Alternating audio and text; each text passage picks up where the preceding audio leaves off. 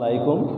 সৃষ্টি রেসিডেন্সিয়াল স্কুলের অনলাইন ক্লাসে আমরা তোমাদের স্বাগত জানাচ্ছি। তোমরা যেখানেই থাকো না কেন, আমি আজকে ষষ্ঠ শ্রেণীর গণিতের লসাগু এবং গসাগু সম্পর্কে বলবো। তোর মধ্যে আমি আজকে গসাগু সম্পর্কে আলোচনা করব, কিভাবে গসাগু নির্ণয় করা যায়। প্রথমে আমরা গসাগুর পূর্ণরূপ এবং সংজ্ঞাটা জানি।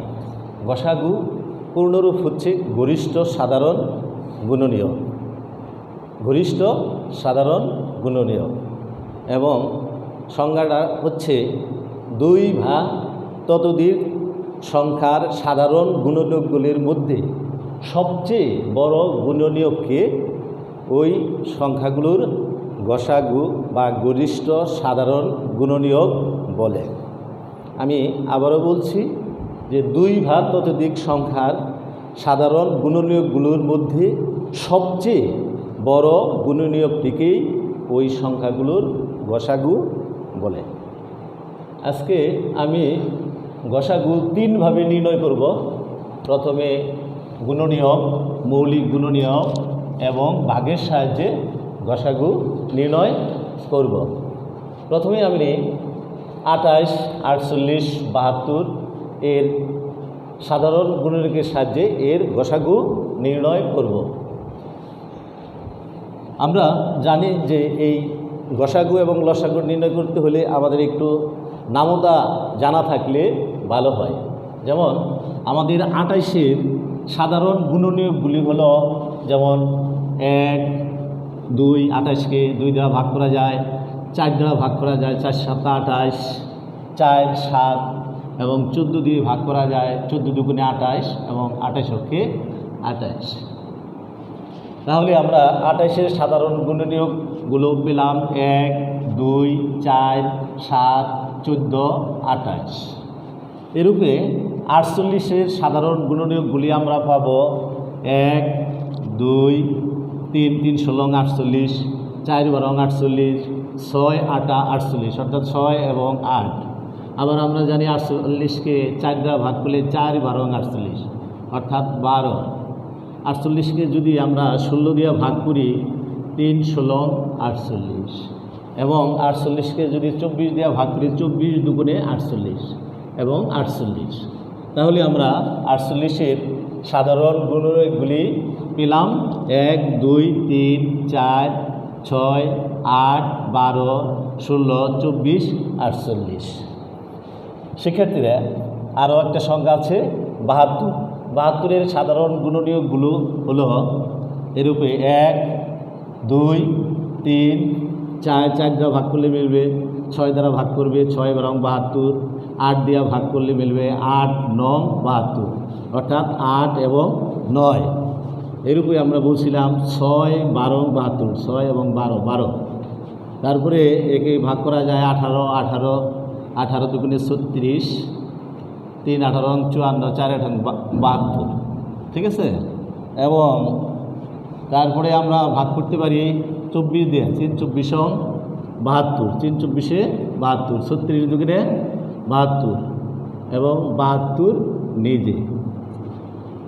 অতএব 72-এর সাধারণ গুণনীয়কগুলো হলো 1, 2, 3, 4, 6, 8, 9, 12, 18, 24, 36, 72। তাহলে আমরা বলছিলাম যে যে গুণনীয়কগুলো সবচেয়ে গরিষ্ঠ সাধারণ গুণনীয়ককে, সাধারণ গুণনীয়ক হলো গসাগু গরিষ্ঠ। এখানে আছে 1, তিনটার মধ্যে 1 আছে, আরও আছে 2 গুণনীয়ক 2, সাধারণ গুণনীয়ক 2, এবং তারপরে হচ্ছে 4। এখানে 4 আছে, এখানেও 4 আছে, এখানে 4 আছে। তারপরে আমরা দেখতে পাচ্ছি যে 7 28-এ আছে, কিন্তু 48-এর ভিতর নাই, এবং 72-এর ভিতরেও নাই। যেমন 14 28-এর ভিতরে আছে, কিন্তু 48 এবং 72-এর ভিতর নাই। অর্থাৎ যে সাধারণ গুণনীয়কগুলো থাকবে তার ভিতরে সবচেয়ে গরিষ্ঠ সাধারণ গুণনীয়ককে আমরা বলছি গসাগু। তাহলে আমরা দেখতে পাচ্ছি এখানে 28, 48 এবং 72-এর যে গরিষ্ঠ সাধারণ গুণনীয়কগুলো হলো 4 সবচেয়ে বড়, 4 হচ্ছে সবচেয়ে বড়। তাহলে আমরা দেখতে পেলাম যে 28, 48 এবং 72-এর গরিষ্ঠ সাধারণ গুণনীয়ক 4। তাহলে আমরা খুব সহজেই এই 28, 48 এবং 72-এর গসাগু পেলাম 4। এখন এটা আমরা সাধারণ গুণনীয়কের সাহায্যে, সাধারণ গুণনীয়কের ভিতর আমাদের মৌলিক এবং যৌগিক সংখ্যা দুটাই থাকবে, হ্যাঁ, এটা সাধারণ গুণনীয়কের মধ্যে।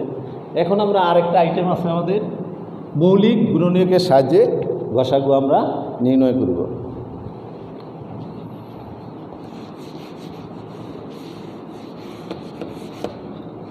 আমরা নির্ভর করব মৌলিক গুণনীয়কের সাহায্যে গসাগু নির্ণয়। মৌলিক গুণনীয়ক, মৌলিক, মৌকার মৌ হলো ক, মৌলিক গুণনীয়কের সাহায্যে গসাগু নির্ণয় করব আমরা। আচ্ছা, মৌলিক গুণনীয়কের সাহায্যে গসাগু নির্ণয় করতে হলে আমাদের প্রথমে উৎপাদকের সাহায্যে বিশ্লেষণ করতে হবে। 28, 48, 72-কে উৎপাদকের সাহায্যে বিশ্লেষণ করতে হবে। তাহলে আমি প্রথমে উৎপাদকে বিশ্লেষণ করি, 28-এর উৎপাদকে বিশ্লেষণ করি। সেক্ষেত্রে আমরা জানি যে যদি জোড়া সংখ্যা থাকে, তাহলে যদি আমি মৌলিক উৎপাদক বিশ্লেষণ করি, তাহলে জোড়া সংখ্যাকে প্রথমে আমরা 2 দিয়ে ভাগ করব। কী দিয়ে ভাগ করব? 2 দিয়ে। 2 অক্ষে 2, 4 দুগুণে 8। এটা জোড়া সংখ্যা, 2 দিয়ে ভাগ করলে 7 দুগুণে 14। এটা বেজোড় সংখ্যা, একে আর শুধু 7 ছাড়া আর কাউকে ভাগ করা যায় না। তাহলে আমরা 28-এর মৌলিক গুণনীয়ক পাইলাম 2টা 2, 2 গুণন 2 গুণন 2, 7। ঠিক আছে, এরূপ আমরা 48-কে যদি আমরা মৌলিক উৎপাদকে বিশ্লেষণ করি, যেহেতু 48 শিক্ষার্থীরা এটাও জোড় সংখ্যা, তাহলে আমরা এটা 2 দিয়ে ভাগ করতে পারি। 2 দুগুণে 4, ঠিক আছে, 4 দুগুণে 8। আবার যদি 2 দিয়ে ভাগ করি, 2 অক্ষে 2, 2 দুগুণে 4। আবার যদি আমরা 2 দিয়ে ভাগ করি 6, এইভাবে 2 দিয়ে ভাগ করলে 3। তাহলে আমরা 48-এর গুণনীয়কগুলো পাইলাম 2, 2, 2, 2 এবং 3। তাহলে আমরা এখানে লিখি 48-এর গুণনীয়কগুলো 4টা 2 আছে, 2 গুণন 2 গুণন 2 গুণন 2 গুণন 3। অনুরূপভাবে আমরা 72-এর মৌলিক উৎপাদকে বিশ্লেষণ করি। 72-কে, যেহেতু 72 জোড়া সংখ্যা, এটাও আমরা 2 দিয়ে ভাগ করতে পারি। 2 দিয়ে ভাগ করি 72-কে, 7-এর মধ্যে গেল 3 বার, 3 দুগুণে 6 থাকে 1, পাশে আছে 2, অর্থাৎ 12, 6 দুগুণে 12। আমাদের এটা 36 জোড় সংখ্যা, তাহলে একেও 2 দিয়ে ভাগ করা যায়। 2, 3-এর মধ্যে গেল 1 বার, থাকে 1, পাশে আছে 6, 16, 8 দুগুণে 16, অর্থাৎ 18 জোড় সংখ্যা। আমরা 2 দিয়ে ভাগ করি, 2 দিয়ে ভাগ করলে 9 দুগুণে 18। ঠিক আছে, 9 হচ্ছে বেজোড় সংখ্যা। তাহলে 2-এর পরে আমরা যাব 3 তিরিক্ষা 9। তাহলে আমরা দেখলাম যে 72-এর মৌলিক উৎপাদকগুলো হলো 2, 3টা 2, 2 গুণন 2 গুণন 2 গুণন 2টা 3। তাহলে আমরা এখন দেখতে পেলাম 28, 48, 72-এর মৌলিক গুণনীয়কগুলো। এখন আমরা বলছি এখানে যে এই মৌলিক গুণনীয়কগুলোর মধ্যে 3টার মধ্যে যে কমন জিনিসগুলো আছে, সেটা 3টার ভিতরে যে কমন জিনিসগুলো আছে 2, 28-এর জায়গায় 2 আছে, 48-এর মৌলিক গুণনীয়ক 2 আছে, 72-এর মৌলিক গুণনীয়ক 2 আছে। তারপরে দ্বিতীয়বার 2 48-এর ভিতরে আছে এবং 72-এর ভিতরে আছে। কিন্তু 7 কিন্তু 48 এবং 72-এর ভিতর নাই। সুতরাং এটাকে আর গসাগুর জন্য নেওয়া যাবে না। তাহলে আমরা শিক্ষার্থীরা লিখতে পারি যে 28, 48 ও 72-এর গসাগু হলো 28, 48, 72-এর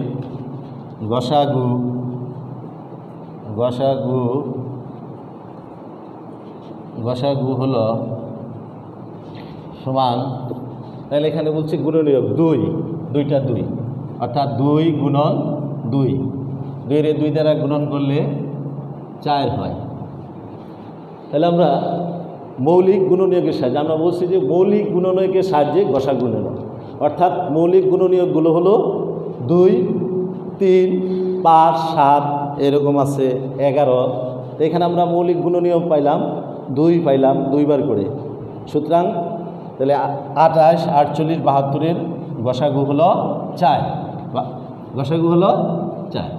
তাহলে আমরা দুইভাবে নির্ণয় করলাম, একটা হলো সাধারণ গুণনীয়কের সাহায্যে, আরেকবার নির্ণয় করলাম হচ্ছে মৌলিক গুণনীয়কের সাহায্যে। ঠিক আছে শিক্ষার্থীরা, তোমরা নিশ্চয়ই বুঝতে পারছো। এরপরে আরেকটা পদ্ধতি আছে, সেটা হচ্ছে ভাগের সাহায্যে। আমি এখন ভাগের সাহায্যে গসাগু নির্ণয় করব। জানি ভাগের সাহায্যে খুবই সহজ। তোমরা দেখবে যে যে সংখ্যাগুলি আছে এখানে 28, 48, 72, এখানে প্রথমে মাঝের সংখ্যাকে তুমি সবচেয়ে ছোট সংখ্যা দিয়ে ভাগ করবে। আমরা নর্মাল যে ভাগ করি সেইভাবে তুমি ভাগ করবে। ঠিক আছে। এখন 28, 48-এর ভিতরে যায় এলো একবার, কয়বার যায়? একবার গেলে 28। তাহলে তোমরা এটা বিয়োগ করো 0, 2। এইভাবে যে অবশিষ্টটা থাকে সেই অবশিষ্টটাকে আবার যে ভাজককে ভাগ করতে হবে। তাহলে এখানে 20 সমান হইল ভাজক, 28 হইল ভাজ্য। তাহলে 20 রক্ষে 20 থাকে হইল 8। এই যে 8 অবশিষ্ট থাকলো, এই আবার ভাজক 20, সেই 20কে ভাগ করতে হবে। 8 দুগুণে 16 থাকে হচ্ছে 4। ঠিক আছে, 4 আছে আমাদের। যে পর্যন্ত অবশিষ্ট থাকবে সে পর্যন্ত তোমাদের ভাগের সাহায্যে করতেই হবে। 4 দুগুণে 8। এখন দেখো আমাদের কিন্তু নিঃশেষে মিলে গেছে। তাহলে আমরা ভাগের সাহায্যে যখন আমরা গসাগু নির্ণয় করব, তখন তোমাদের যে এই ভাগফল এটা গসাগু হবে না। তোমাদের ভাগের সাহায্যে গসাগু নির্ণয় করতে হলে শেষ ভাজক, অর্থাৎ শেষ ভাজক এখানে কত? এখানে শেষ ভাজক হচ্ছে 4। এখানে শেষ ভাজক হচ্ছে 4। শেষ ভাজক হচ্ছে 4। কিন্তু আমার কিন্তু অঙ্কটা এখনও সম্পূর্ণ নাই। আর একটা সংখ্যা আছে 72, সেই 72কে আমার আবার এই শেষ ভাজক দিয়া ভাগ করতে হবে। তাহলে আমি গসাগু ভাগের সাহায্যে নির্ণয় করতে হবে। এখন তুমি 72-এ এই শেষ ভাজক দিয়া ভাগ করো 4 দিয়া। ঠিক আছে, 4। এখন 72, 7-7-এর মধ্যে কয়বার যায়? একবার, 4 অক্ষে 4। ঠিক আছে, তাহলে এটা বিয়োগ করলে থাকে হইল 7 থেকে 4 গেলে 3 আর 2 কেটে। ঠিক আছে, 32। 4 দেয় 4 8 32। তোমাদের নামতার দিকে আমি প্রথমে বলছি, নামতা খুব ভালোভাবে খেয়াল করতে হবে, তাহলে তোমরা এই গুণনীয়ক, মৌলিক গুণনীয়ক এবং ভাগের সাহায্যে গসাগু করতে পারবে। সুতরাং আমরা দেখলাম 72-কে 4 দিয়ে ভাগ করলে 18 ফল হয়। তাহলে এখানে নিঃশেষে কিন্তু মিলা গেছে শিক্ষার্থীরা। তাহলে আমরা দেখলাম এখানে আমরা বলছি যে ভাগের সাহায্যে যখন আমরা গসাগু নির্ণয় করব, তখন আমরা বলছি শেষ ভাজকই হবে কে? গসাগু। তাহলে এক্ষেত্রে শেষ ভাজক এখানেও, তাহলে আমরা দেখলাম যে শেষ ভাজক কত? শেষ ভাজক হচ্ছে 4। তাহলে আমরা দেখলাম ভাগের সাহায্যেও তাহলেও 28, 48 এবং 72 এর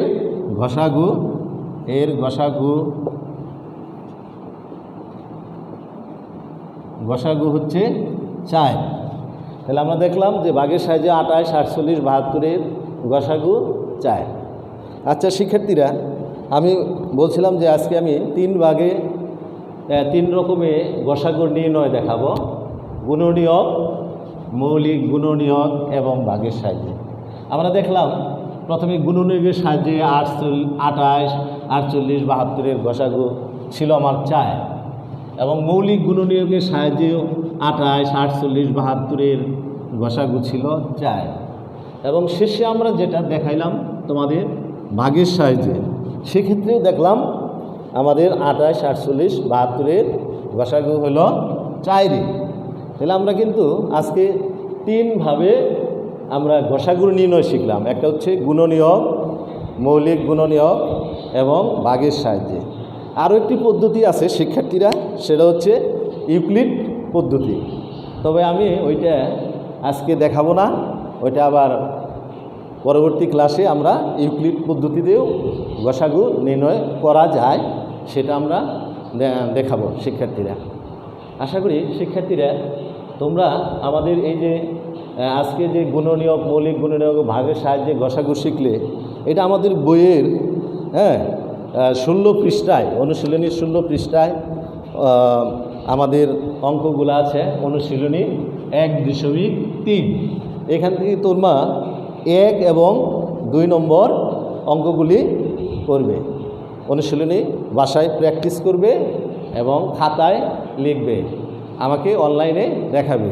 যদি তোমরা বুঝতে না পারো তাহলে তোমরা আমাকে ফোন এবং মেসেঞ্জার করবে, আমি তোমাদের ফোনের মাধ্যমে এবং মেসেঞ্জার মাধ্যমে এই গসাগু নির্ণয়ের বিভিন্ন পদ্ধতি আবার ভালোভাবে শিখিয়ে দেব। ধন্যবাদ তোমাদেরকে। থাকো, সুস্থ থাকো।